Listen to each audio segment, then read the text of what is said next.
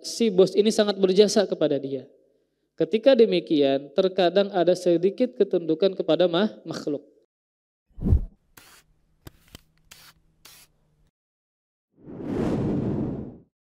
Assalamualaikum warahmatullahi wabarakatuh. Innal hamdalillah nahmaduhu wa nasta'inuhu wa nastaghfiruh wa na'udzu billahi min shururi anfusina wa min sayyiati a'malina. May yahdihillahu fala mudilla lahu wa may yudlil fala hadiya lahu. Wa asyhadu an la ilaha illallah wahdahu la syarika lahu wa asyhadu anna Muhammadan 'abduhu wa rasuluhu wa la nabiyya ba'dahu.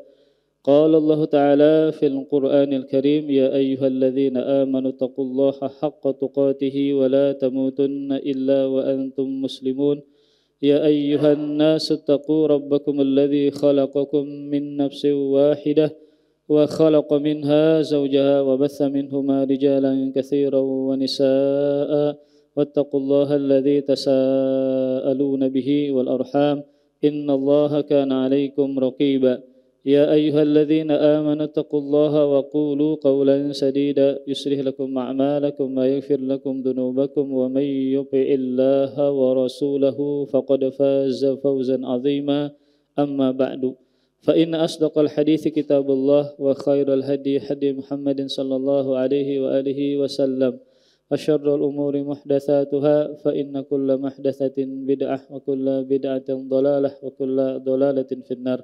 Alhamdulillah, kita bersyukur kepada Allah Subhanahu wa taala, kembali kita dipertemukan dalam rangka untuk beribadah kepada Allah Subhanahu wa taala, dalam rangka menunaikan tugas kita sebagai seorang hamba, yaitu adalah beribadah kepada Allah Subhanahu wa taala. Semoga Allah senantiasa memberikan kemudahan-kemudahan dalam beramal soleh dan menerima semua amal soleh yang kita kerjakan.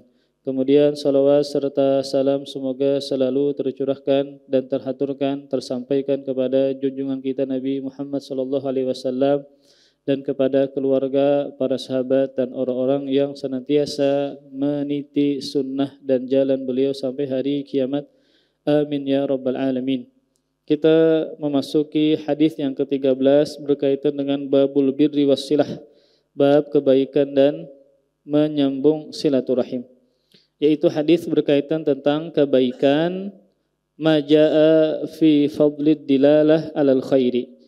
Hadis yang datang menyebutkan tentang keutamaan orang yang menunjukkan kepada kebaikan. Wa an Abi Mas'udin radhiyallahu taala anhu qala qala Rasulullah sallallahu alaihi wa alihi wasallam man dalla ala khairin falahu mithlu ajri fa'ilihi, akhrajahu Muslim. Dari sahabat Abu Mas'ud radhiyallahu taala anhu, beliau berkata, Rasulullah sallallahu alaihi wa alihi wasallam bersabda, barang siapa yang menunjukkan kepada kebaikan, maka baginya semisal pahala orang yang mengerjakan kebaikan tersebut.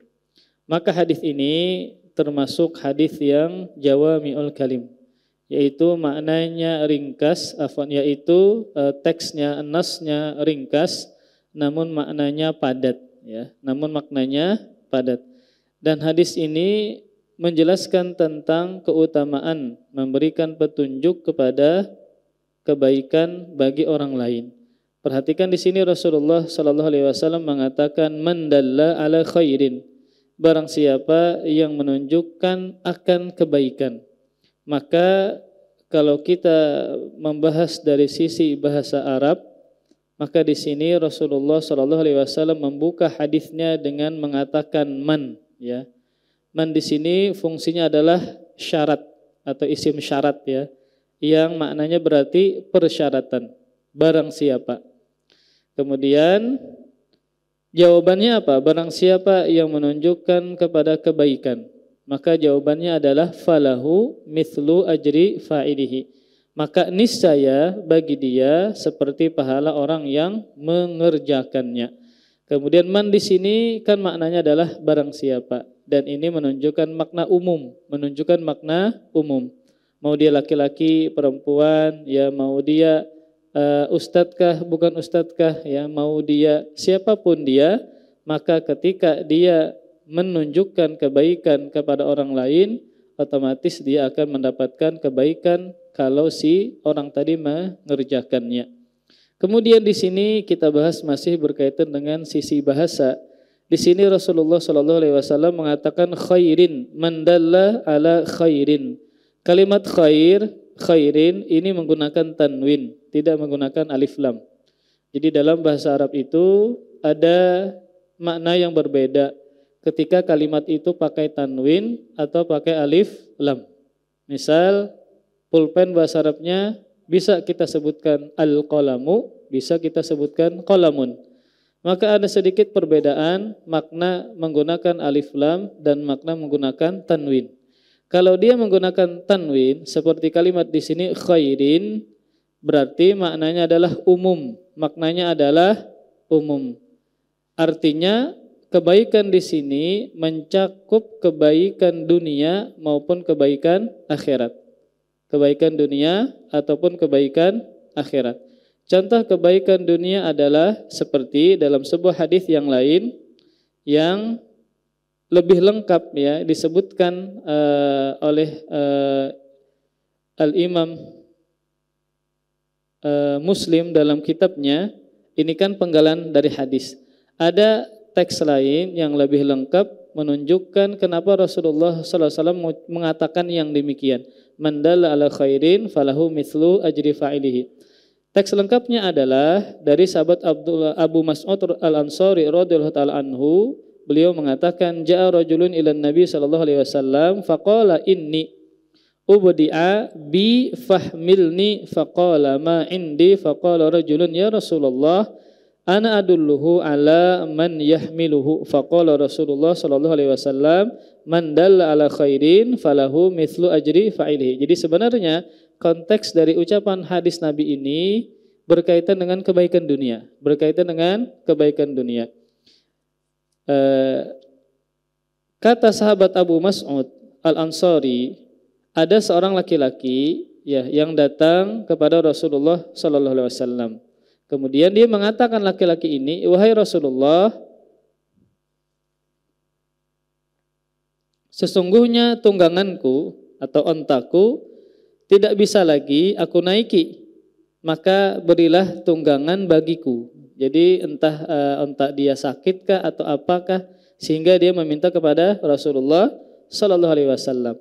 Maka Rasulullah menjawab, aku tidak memiliki tunggangan yang bisa aku berikan kepadamu. Kemudian tiba-tiba ada seorang laki-laki mengatakan, ya, wahai Rasulullah, aku bisa menunjukkan orang ini kepada orang yang bisa memberikan tunggangan untuknya. Nah, jadi ada seorang yang meminta kepada Nabi tunggangan karena tunggangan dia tidak bisa digunakan. Kemudian Nabi mengatakan, aku tidak bisa memberikan tunggangan kepada engkau. Kemudian ada laki-laki lain yang memberikan petunjuk, saya bisa menunjukkan orang ini kepada seseorang yang bisa memberikan tunggangan untuknya. Jadi dia apa? Sebenarnya orang ini enggak memiliki juga hewan tunggangan, tapi dia mengarahkan orang lain kepada seseorang yang bisi tunggangan. Maka Rasulullah sallallahu alaihi wasallam mengatakan, baru keluarlah hadis ini, barang siapa menunjukkan kepada kebaikan, maka baginya seperti pahala orang yang melakukannya. Kan berarti ada 4 orang nih, ada 4 orang. Laki-laki yang pertama datang kepada siapa? Rasulullah sallallahu alaihi wasallam.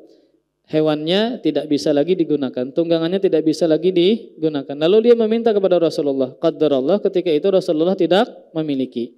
Lalu ada sahabat yang lain yang dia mengarahkan, wahai Rasulullah, saya ini bisa mengarahkan orang ini kepada seseorang yang dia memiliki hewan tunggangan. Maka Rasulullah mengatakan kepada orang yang mengarahkan ini, walaupun dia tidak memberikan tunggangan tadi, barang siapa yang menunjukkan kepada kebaikan, maka baginya seperti pahala orang yang melakukannya. Maka orang yang menunjukkan ini, dia mendapatkan pahala seperti orang yang memberikan tunggangan kepada laki-laki pertama tadi. Nah, hanya sekedar apa Pak? Hanya sekedar memberikan arahan, memberikan petunjuk. Maka orang yang memberikan petunjuk ini, sahabat ini, Padahal dia tidak memberikan secara langsung, tapi hanya sekedar menunjukkan saja kepada seseorang yang punya tunggangan. Maka kan orang yang punya tunggangan ini apa? Memberikan tunggangannya kepada yang meminta tadi. Maka yang menunjukkan ini baginya pahala orang yang memberikannya. Maka dia pun juga mendapatkan pahala di sisi Allah Subhanahu wa taala, sama seperti pahala orang yang memberikan hewan tunggangan tadi. Nah, ini menunjukkan bahwasanya kita pun sebenarnya punya kontribusi besar ya, agar menunjukkan atau membimbing orang lain untuk mendapatkan kebaikan. Sekalipun ternyata kita tidak bisa memberikan kebaikan-kebaikan tersebut langsung kepada orang lain. Biasanya berkaitan dengan masalah harta. Biasanya apa? Berkaitan dengan masalah harta. Ada orang yang misalnya meminta kepada kita ya. Dia misalnya apakah meminta apakah itu nah.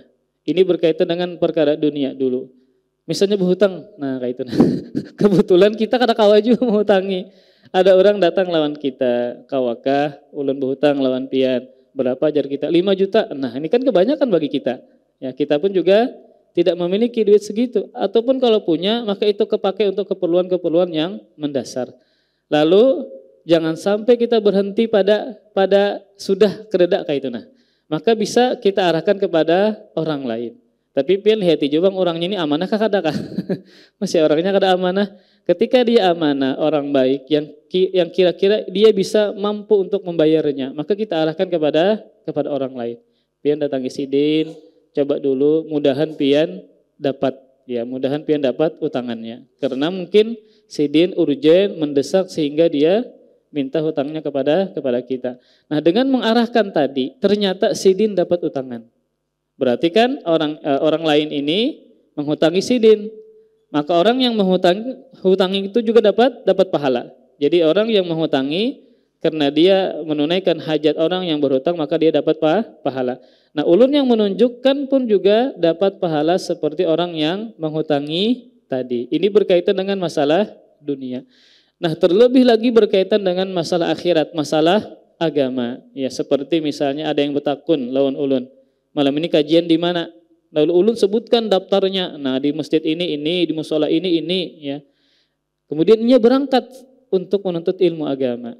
Ketika dia belajar, rajin pulang orangnya, dia mencatat, mendengarkan, dia hafal, otomatis kan berbeda dengan penuntut ilmu yang lain.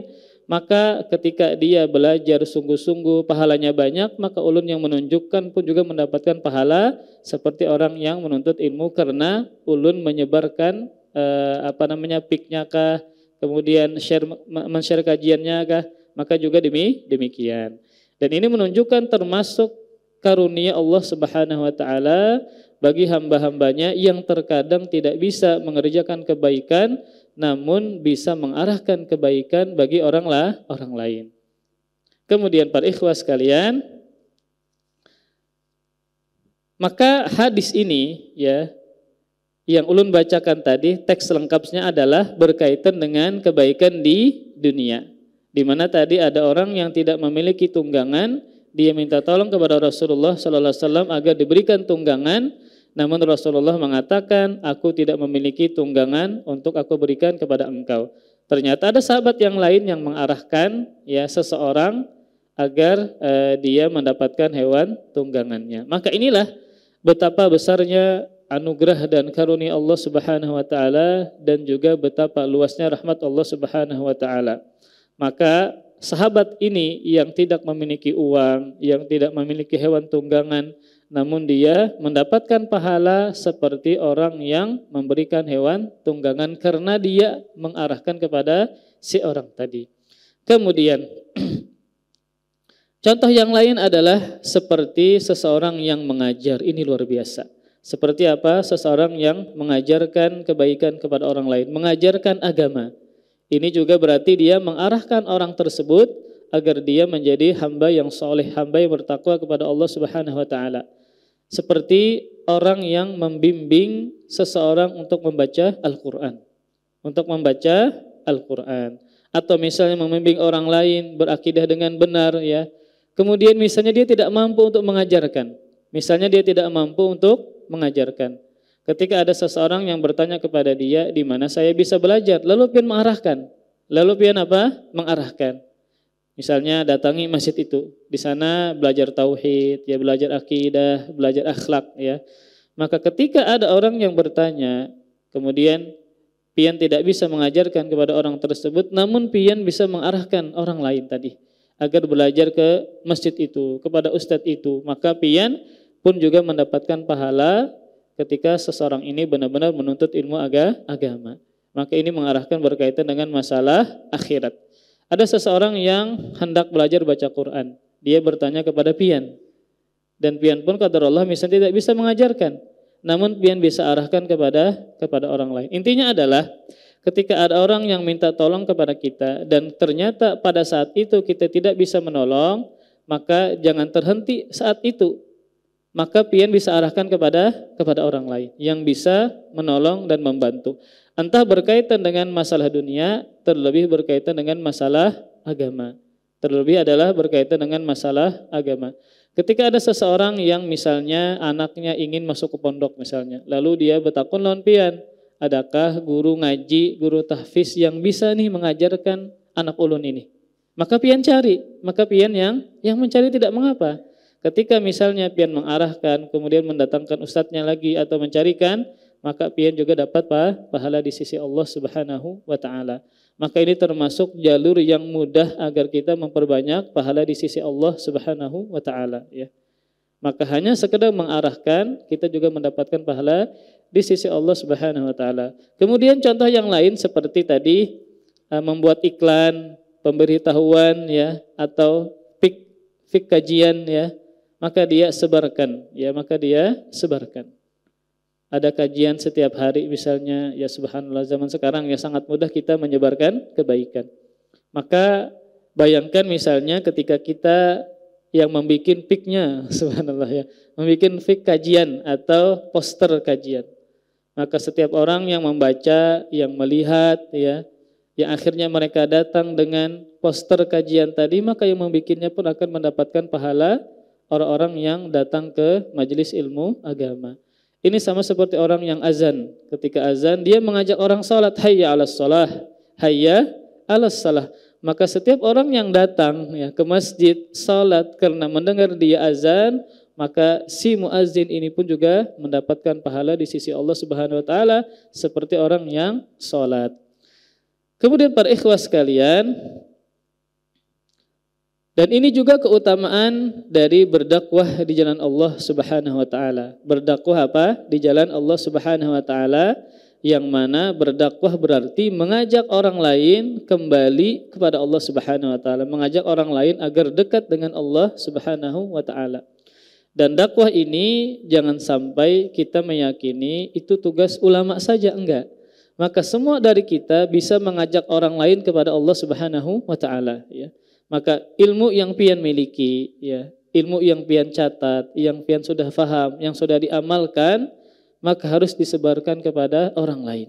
Entah berkaitan masalah tauhid kah, masalah fikih kah, halal haram kah, baik buruk kah, maka kita ajarkan kepada orang lain. Yang mana kita juga mendapatkan pahala dari orang tersebut. Maka bayangkan ada seorang dai misalnya, yang mana banyak membuat orang mendapatkan hidayah dan petunjuk dari Allah Subhanahu wa taala.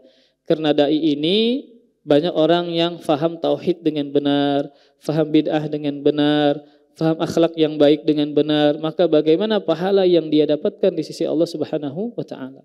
Namun syaratnya adalah dia harus ikhlas menyampaikan karena Allah Subhanahu wa taala. Maka ingat tadi tugas dari dakwah adalah bukan cuma milik ustadz saja, enggak. Semua orang maka bisa berdakwah di jalan Allah Subhanahu wa taala. Terlebih adalah keluarga dia sendiri, orang-orang yang sering dia temui setiap harinya, bersama dia setiap harinya, maka dia harus mengajarkan ya ibadah-ibadah kah, ilmu-ilmu kah, akhlak-akhlak kah, agar kita yang mengajarkan pun juga mendapatkan pahala di sisi Allah Subhanahu wa taala. Bayangkan seperti misalnya kita mengajarkan orang bisa baca Quran. Mengajarkan apa? Orang bisa baca Al-Quran.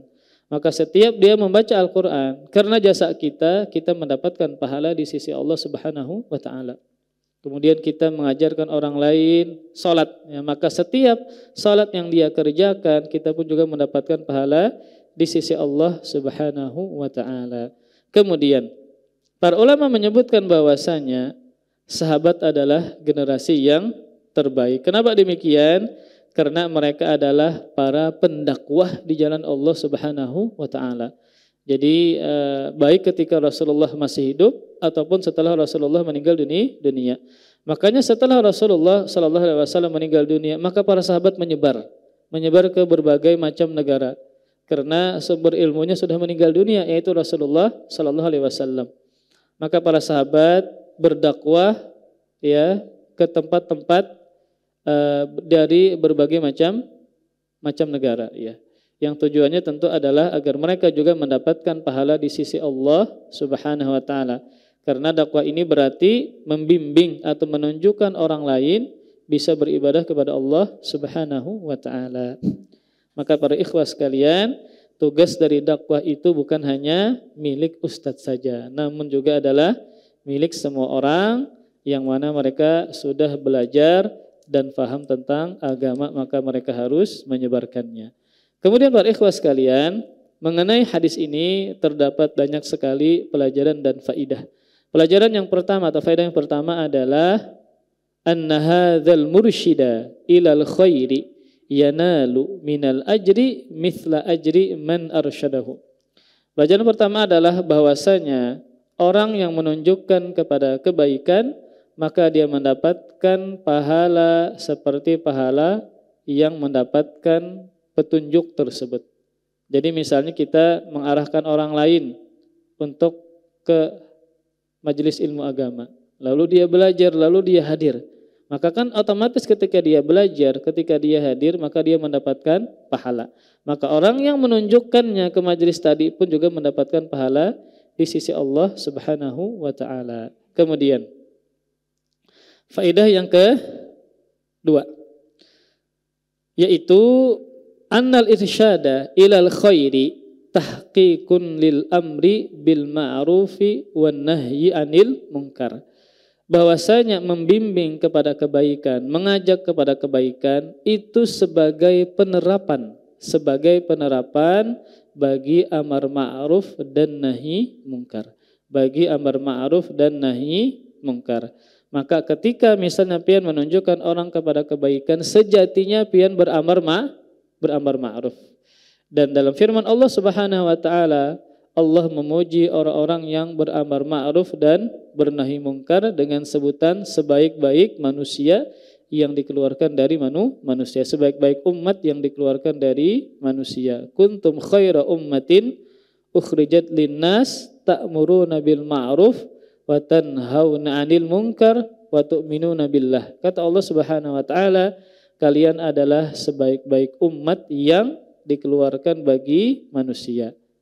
Kapan itu dikatakan sebagai sebaik-baik umat? Ta'muruna bil ma'ruf, kata Allah Subhanahu wa taala, kalian memerintahkan kepada kebaikan, wa tanhauna 'anil munkar, dan mencegah dari keburukan, wa tu'minuna billah, dan kalian beriman kepada Allah Subhanahu wa taala. Kemudian pelajaran yang ketiga dari hadis ini adalah menunjukkan at-ta'awun 'alal birri wat taqwa. At-ta'awun 'alal birri wat taqwa, tolong menolong dalam kebaikan dan ketakwaan. Tolong menolong dalam kebaikan dan ketakwaan. Ketika ada yang bertakun, di mana kita kau belajar tauhidnya, di mana kita kau belajar Al-Qur'an. Nah, lalu kita arahkan, maka berarti kita apa? Tolong menolong dalam kebaikan. Dan juga tolong menolong dalam menyebarkan adab Islam. Jadi adab, di antara adab dalam agama Islam adalah mengarahkan orang dalam kebaikan. Sekalipun kita tidak bisa menolong secara langsung, namun dengan mengarahkan itu menunjukkan kita memiliki adab dalam Islam. Kemudian ada faedah yang lain yang cukup menarik yang disebutkan oleh Syekh Abdullah Al-Fauzan dalam kitabnya Minhatul Alam. Beliau mengatakan, dari dalil tersebut, dari hadis-hadis ini ya, maka para ulama peneliti menetapkan min ahli ilmi fi abwabil mufadalah bainal a'mal tafdil al-a'malil muta'addiyah 'ala al-a'malil qasirah mithla khidmatil fuqara wa ta'limil ilmi wal ishtighali bit ta'lifi wal inayati bi masalihin nas wa qada'i hawaijihim ila ghairi dzalik. Kemudian berdasarkan hadis ini dan juga dalil yang lain, para ulama ahli tahqiq atau para ulama peneliti ketika mereka membicarakan masalah mengukur dan menimbang amalan yang paling utama, maka mereka menetapkan bahwa amalan-amalan yang manfaatnya bisa dirasakan orang lain lebih utama daripada amalan yang manfaatnya hanya kembali kepada pelakunya saja. Jadi amalan-amalan itu kan berbeda-beda pahalanya. Amalan-amalan itu apa? Berbeda-beda dan bertingkat-tingkat pahalanya. Maka para ulama peneliti dengan melihat hadis-hadis tadi, dalil-dalil tadi, mereka menetapkan, menyatakan bahwasanya amalan-amalan yang manfaatnya kembali kepada orang lain itu lebih utama, lebih besar daripada amalan-amalan yang manfaatnya kembali kepada diri sendiri. Apa contohnya amalan-amalan yang kebaikannya, manfaatnya kembali kepada diri sendiri? Contoh kayak berzikir. Ini ketika ulun berzikir, kebaikannya untuk siapa? Untuk ulun aja, untuk ulun sendiri. Contoh misalnya kayak baca Quran ya. Intinya adalah amalan-amalan yang kembali pahalanya, kebaikannya untuk diri sendiri. Namun ketika ulun mengarahkan kebaikan kepada orang lain, pian bisa belajar di sini, pian bisa menuntut ilmu di sini, pian bisa berhutang di sini, pian bisa ini dan itu. Kita mengarahkan kebaikan kepada orang lain. Ini manfaatnya untuk siapa? Untuk orang lain. Maka kata para ulama peneliti itu menunjukkan bahwasanya apa? Pahala-pahalanya lebih utama dibandingkan dengan kebaikan yang manfaatnya kembali kepada diri sendiri. Alasannya adalah karena manfaatnya lebih umum, merata kepada banyak orang, tidak hanya kembali kepada diri sendiri. Kemudian contohnya seperti adalah menolong orang-orang fakir, dengan mengarahkan siapa saja yang dapat zakat misalnya. Ulun kepala RT misalnya, ulun sebagai seorang RT, lalu datang pengurus masjid membawakan zakat. Lalu mereka bertanya siapa aja nih nang dapat. Lalu mengarahkan, ulun catat, ulun lihati yang fakirnya, yang miskinnya, yang berhak menerima. Maka ulun sebagai ketua RT tadi, yang sebenarnya ulun kada berzakat, tapi cuma ulun mengarahkan orang lain, para pengurus masjid, ini si fulan, yang memang benar-benar berhak mendapatkan zakat. Maka ulun yang menunjuki seperti ini kan berarti manfaatnya sangat luas, sangat banyak, umum kepada banyak orang. Sehingga tadi amalan-amalan yang manfaatnya kembali kepada orang lain, yaitu lebih utama daripada manfaatnya kepada diri sendiri. Karena maslahatnya lebih banyak dan lebih merata.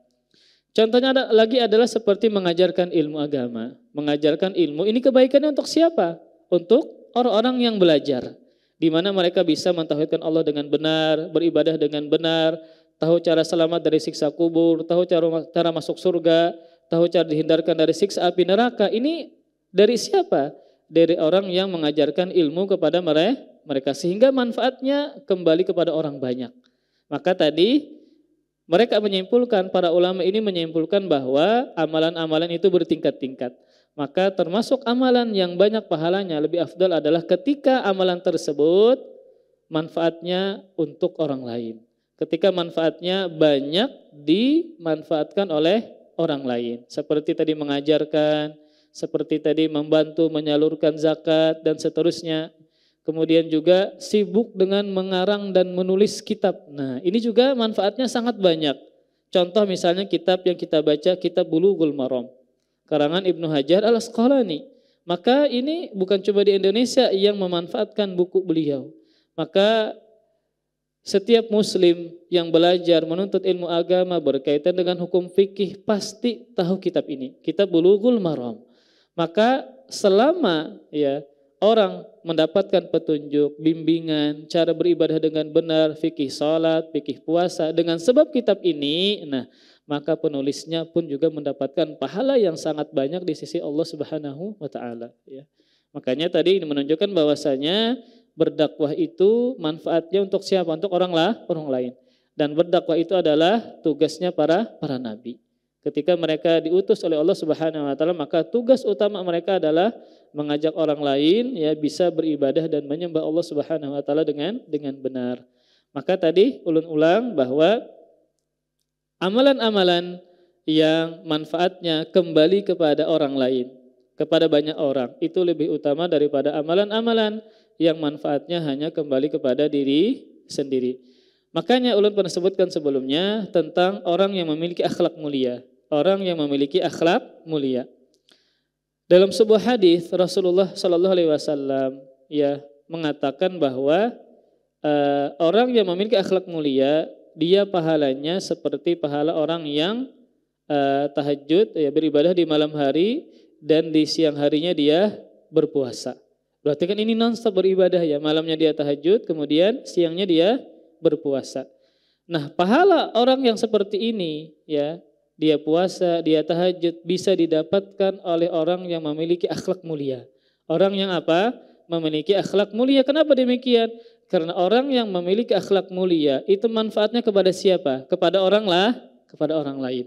Di mana dia membantu, di mana dia tidak mengganggu, di mana dia sabar terhadap gangguan orang lain. Maka ini tentu lebih berat terkadang perjuangannya dibandingkan dengan tahajud dan berpuasa, karena dia cuma mengalahkan dirinya sendiri. Sedangkan ketika memiliki akhlak mulia, dia harus mengalahkan banyak orang dengan menanggapi dan mensikapi dengan akhlak mulia. Maka ini menunjukkan bahwa tadi amalan-amalan yang di dalamnya terdapat manfaat kepada orang lain itu lebih utama dibandingkan dengan amalan-amalan yang kembali manfaatnya kepada diri sendiri. Kemudian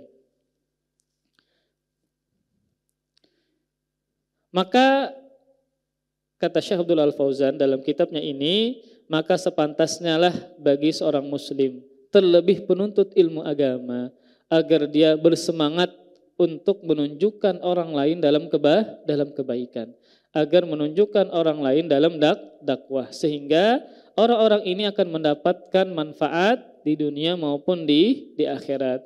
Dan janganlah seseorang itu meremehkan dirinya sendiri. Nah, karena dia misalnya hanya penuntut ilmu aja, bukan ustadz, jangan. Maka kita akan mendapatkan pahala sekalipun hanya sekedar menunjukkan kebaikan kepada orang lain. Sehingga dia tidak berputus asa dari rahmat Allah Subhanahu wa ta'ala. Kemudian dalam hadis yang lain, keutamaan kita memberikan petunjuk ya agar orang mendapatkan hidayah. Ini lebih khusus lagi, kalau tadi kan umum, memberikan arahan agar orang lain mendapatkan kebaikan, entah kebaikan dunia atau kebaikan akhirat.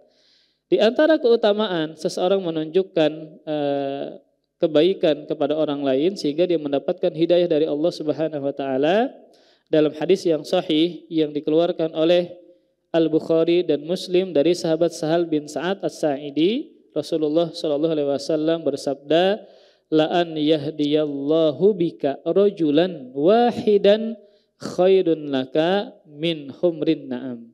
Sungguh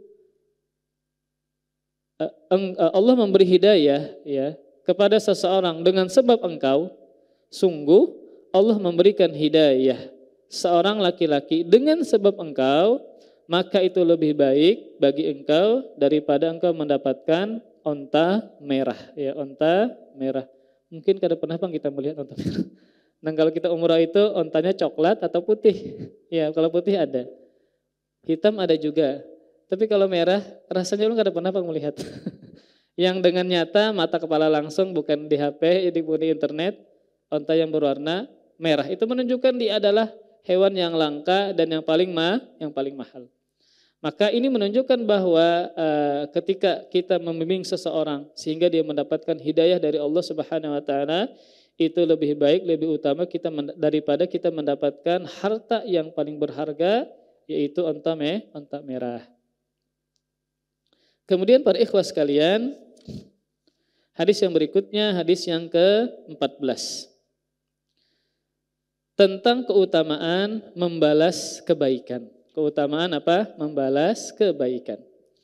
Wa an Ibnu Umar radhiyallahu taala anhuma anin Nabi sallallahu alaihi wasallam qala man ista'adakum billahi fa'idhuhu wa man sa'alakum billahi fa'tuhu wa man ata ilaikum ma'rufan fakafi'uhu fa illam tajidu fad'u lahu akhrajahul Baihaqi.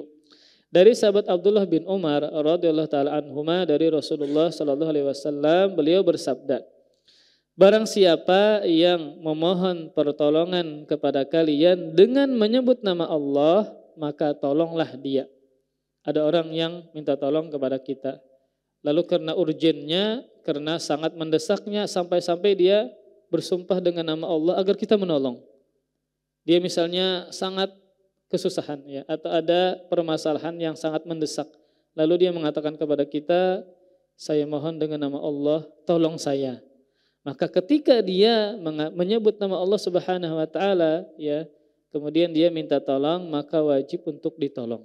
Maka apa wajib untuk ditolong? Dalam catatan, kalau dia mampu. Kalau dia mampu maka wajib untuk menolong. Kemudian, wa man sa'alakum billahi fa'tuhu, dan barang siapa yang meminta kepada kalian dengan menyebut nama Allah, maka penuhilah permintaannya. Ada orang yang datang lawan kita, sidin ini kelaparan misalnya, ya kada makan. Lalu sidin ketika meminta, saya menyebut nama Allah, tolong bari saya baras jar sidin. Nah, maka ketika kita memiliki baras tadi, maka wajib untuk diberi. Kemudian yang ketiga, wa man ata ilaikum ma'rufan fakafi'uhu, dan barang siapa yang berbuat baik kepada kalian, maka balaslah kebaikan tersebut.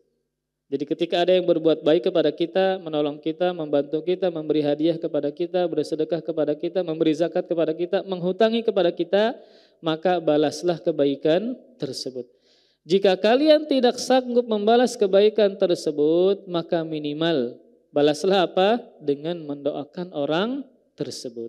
Dengan apa? Mendoakan orang tersebut. Misal ada orang yang memberi makanan kepada kita.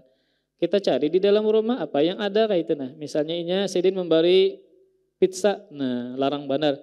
Kita ada mie, ya sudah kasih aja. Dalam rangka membalas kebaikan si beliau ini.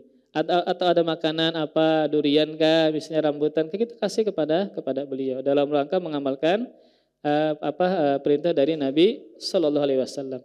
Maka dalam hadis ini ya, dikeluarkan oleh Imam Baihaqi, dan hadisnya dinyatakan sahih oleh Al-Imam Hakim ya, dan juga disahihkan oleh Imam Nawawi, dan juga disahihkan oleh Al-Hafidz Ibnu Hajar Al-Asqalani. Maka dalam hadis ini ada 3 permasalahan. Permasalahan yang pertama adalah yaitu barang siapa yang meminta perlindungan kepada kalian dengan menyebut nama Allah Subhanahu wa taala, maka lindungilah. Maka apa? Lindungilah. Kenapa kita wajib melindungi ketika kita mampu? Karena dia meminta dengan menyebut nama Allah Subhanahu wa taala. Maka demi mengagungkan nama Allah tersebut wajib kita bantu. Berarti orang ini dia bertawassul dengan nama Allah Subhanahu wa taala. Dia bertawassul apa? Dengan nama Allah Subhanahu wa taala agar kita tolong, maka wajib ditolong. Maka wajib apa? Ditolong. Karena dalam rangka mengagungkan terhadap nama Allah Subhanahu wa taala.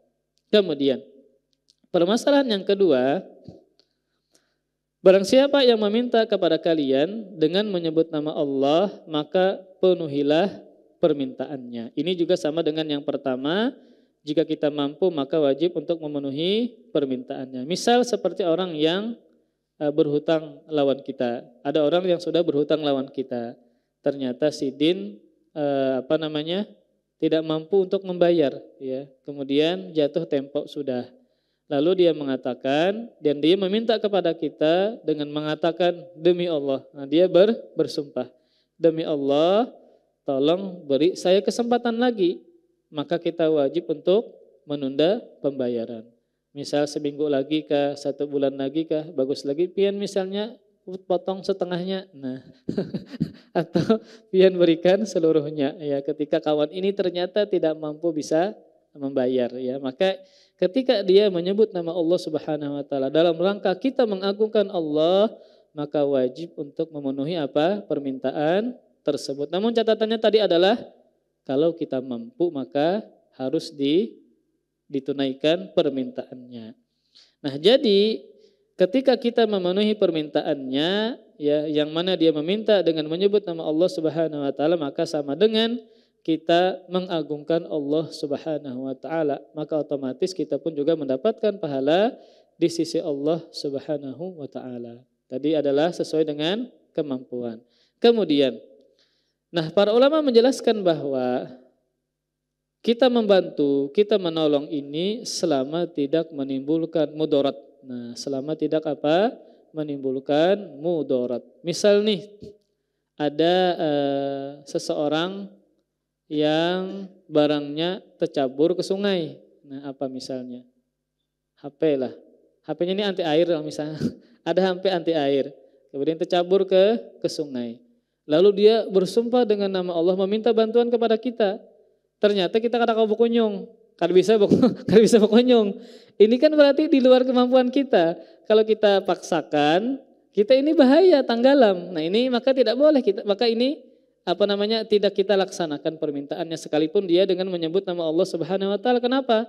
Karena bisa menimbulkan mudarat untuk kita. Ini orang Banjar yang berjuluk kota 1000 sungai kan bisa berkunjung. Nah, maka ketika ada tadi HP ustadznya kah, HP kuitannya kah, tak gugur di sungai. Mbak itu abahnya pulang dengan nama Allah pulang bersumpah, tolong nak ambilkan HP abah. Nah, hanya nukar. Ini anti air bang sebenarnya ajar abahnya.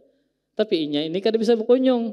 Nah, maka ini tidak mengapa dia tidak tunaikan karena bisa menimbulkan mudarat.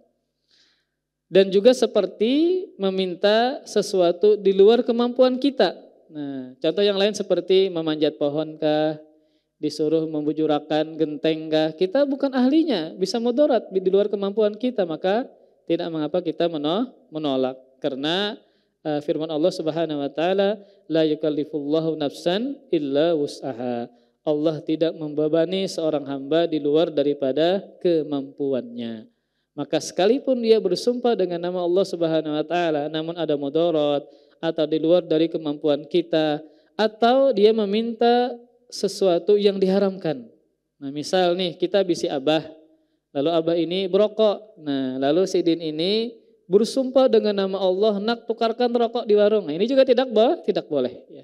Kenapa demikian? Karena jenis permintaannya adalah permintaan yang diharamkan oleh Allah Subhanahu wa taala.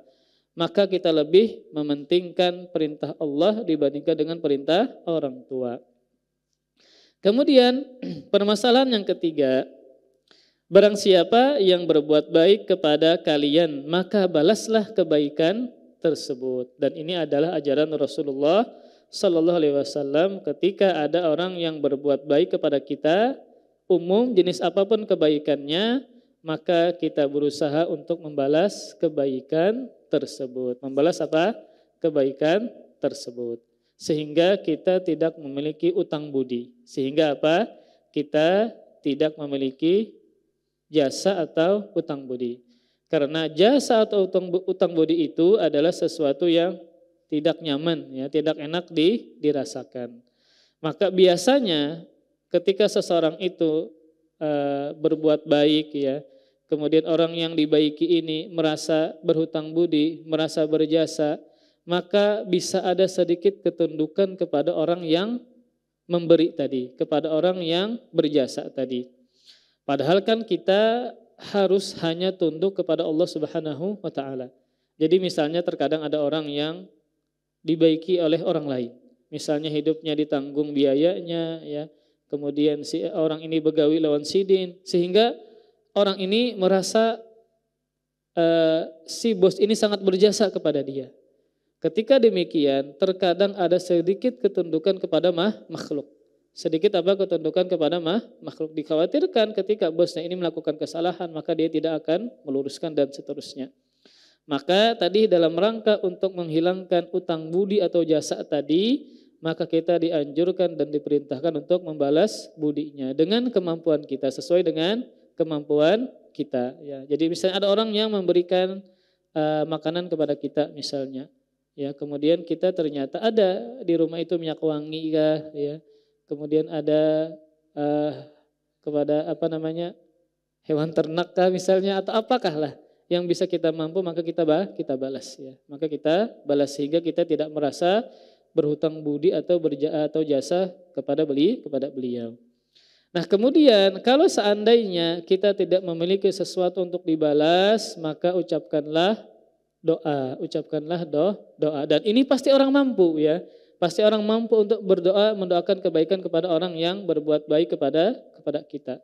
Maka inilah minimalnya kalau ada orang yang berbuat baik kepada kita. Ucapan yang lazim, yang sering kita ucapkan, membiasakan mengucapkan jazakallahu khairan. Ini pian biasakan ketika ada orang yang berbuat baik kepada pian. Contoh misalnya Sidin berbuat baik lawan pian di tengah jalan. Ini kan pian gak bisa apa-apa.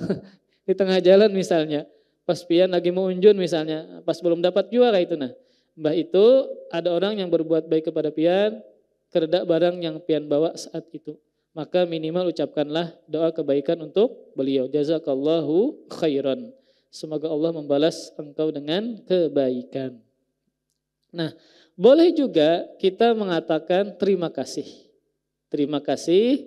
Namun ketika kita sholat, saat sujud kita doakan sidin. Nah ini maka lebih bagus juga ya. Maka ini tempat yang mustajab ketika kita sujud. Ternyata kita doakan setelahnya. Karena mungkin pada saat itu kita mau unjun. Mau unjun pulang. Jadi kita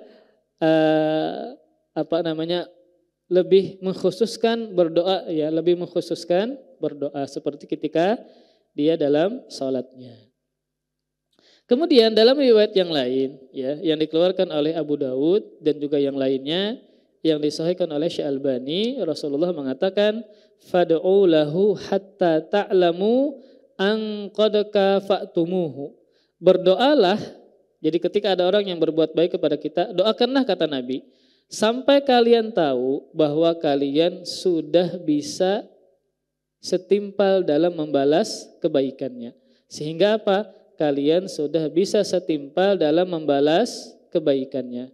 Jadi ketika ada orang yang memberikan kebaikan kepada kita, langsung kita doakan. Sehingga kita apa? Sudah merasa setimpal membalas kebaikannya. Karena kita tidak merasa berhutang budi kepada beliau. Jazakallahu khairan. Semoga Allah memberkahi bisnis pian ya. Kemudian memperbanyak harta pian, anak pian dan seterusnya. Maka ini lebih baik langsung kita doakan di hadapan orang tersebut. Kemudian ada beberapa faidah ya, yang kita bisa ambil dari hadis ini. Kemudian faidah yang pertama, al-haditsu dalilun ala anna man ista'adha billahi ta'ala min syakhsin bi an qala lahu a'udzu billahi minka wajabat i'adzatuhu wa daf'u syarri anhu.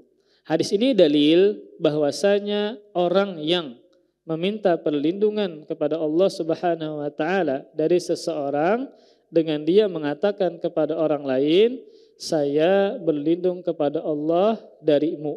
Saya berlindung kepada Allah dengan perantaramu ya. Maka wajib untuk menolongnya dan wajib untuk menolak keburukan darinya. Kenapa demikian?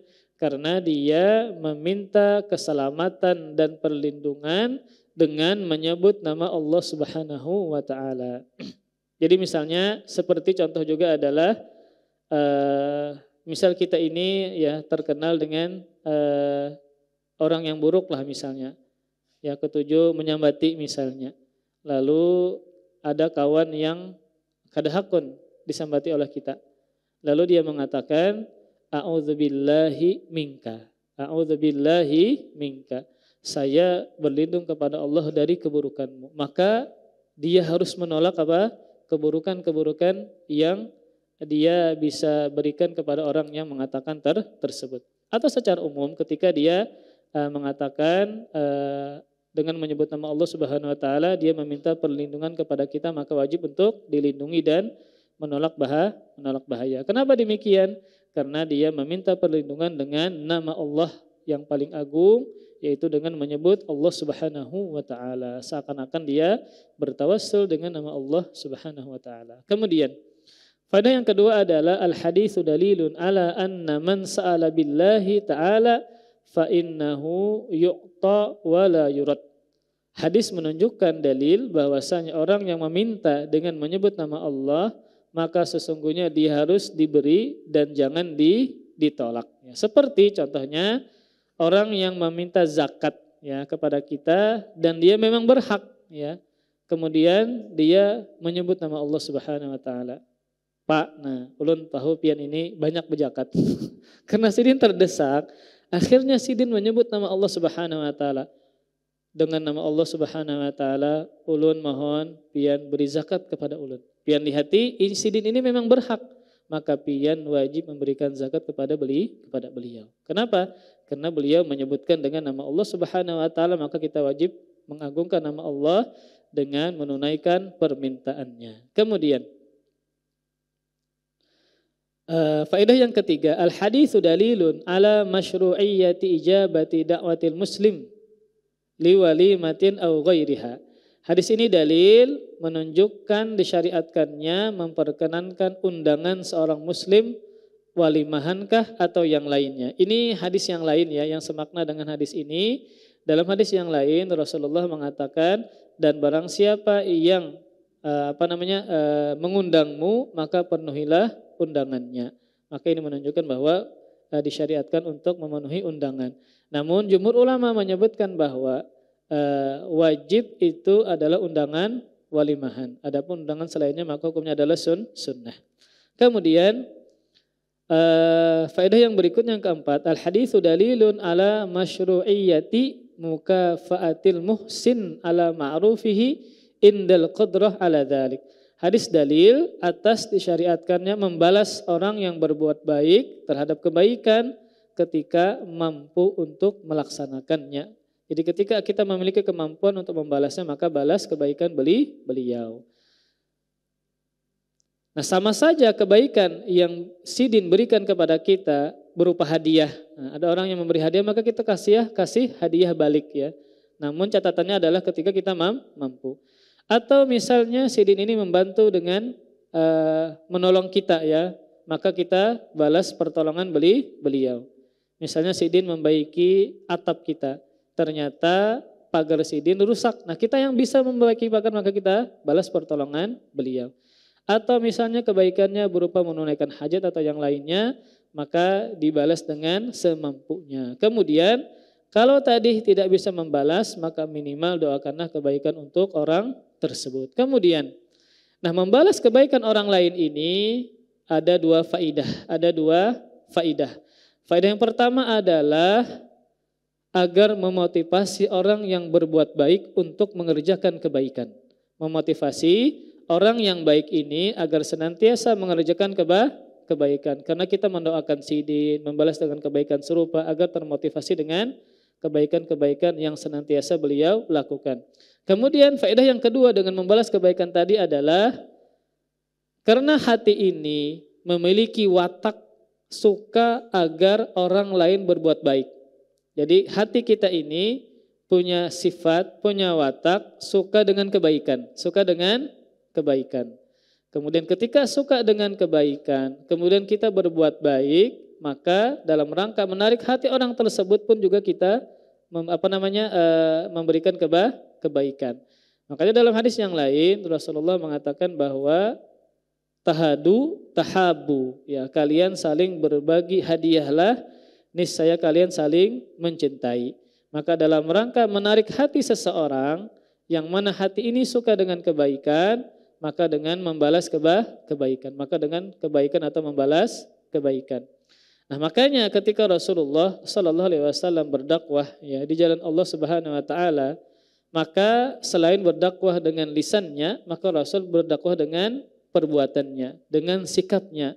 Bagaimana Rasulullah Sallallahu Alaihi Wasallam sangat suka memberikan kebaikan kepada orang lain, sehingga apa? Sehingga orang itu mudah untuk menerima nasihat dan bimbingan ketika dia sudah kita berbuat baik. Jadi karena hati ini memiliki watak suka dengan kebaikan, maka kita kasih kebaikan kepada orang tersebut sebagai bentuk apa tadi? Balasan terhadap kebaikan. Nah, maka ini berlaku juga untuk orang kafir. Orang kafir. Ketika dia berbuat baik kepada kita, maka kita balas dengan kebaikan. Ketika dia menolong kita, maka kita tolong juga ketika dia memiliki hajat untuk ditolong dan seterusnya. Maka orang kafir pun tetap dianjurkan demikian, maka terlebih lagi adalah orang muslim. Terlebih adalah orang muslim. Nah, bagaimana caranya ketika ada orang kafir nih memberi lawan kita? Misal orang kafir ini memberi mobil lawan kita. Kita kan akan membalas dengan apa kayak itu nah. Sidin kabari wade kada mungkin juga. Mendoakan bagaimana? Kan minimalnya apa? Mendoakan. Maka boleh mendoakan agar Sidin dapat hidayah. Dapat hidayah. Semoga Allah memberikan petunjuk kepada pian. Semoga Allah Subhanahu wa taala menjadikan pian sebagai seorang muslim.